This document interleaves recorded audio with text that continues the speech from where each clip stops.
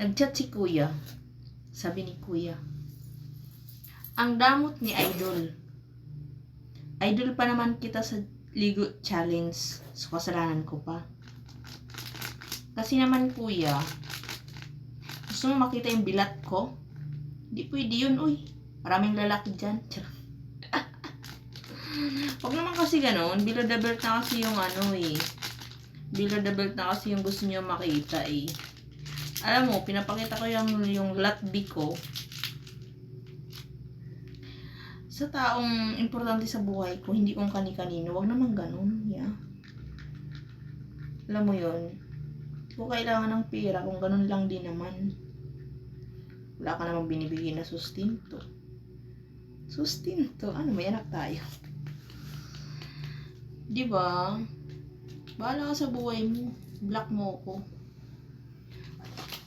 Marami namang maraming nag-chat sa akin. Marami akong fans. Diba? Walang problema sa akin yan, kuya, kung hindi ka manood. Kasi, busy akong tao. Tsaka, wag mo kong sisihin kung hindi ko pinakita yung ko. Yung alam nyo na, guys. Diba? Hindi pa naman ako nasisira ng bait. Tsaka isa pa. Hindi pa akong nagugutuman masyado. Abangan mong mabaliw ako. Baka magawa ko yun. So guys, kahit wala akong makain ngayon, since last night, tinapay lang yung kinakain ko. Hindi ko alam kung diet to.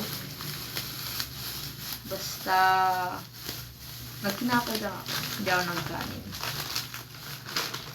So, ano sasayo na yan, kuya, kung iiwan mo ko? Hindi ka kawalan, charot.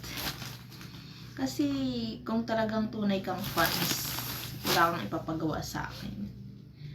So, hindi ka naman nagbigay ng sustinto. Bakit kung ano nire-request mo? Diba? Alam mo, may nagbibigay talaga sa akin sustinto. Nasa sa akin na yung kung ano yung gagawin ko. Hindi yung wala naman kayong nabigay sa akin. Demanding pa, diba?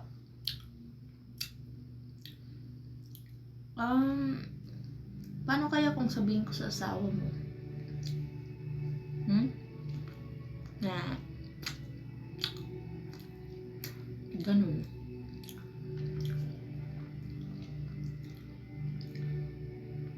So, huwag mo kong sisihin, ha? Mabait akong tao. Ayoko lang na sinasagad ako. Sinasagad yung pasensya ko, hindi ako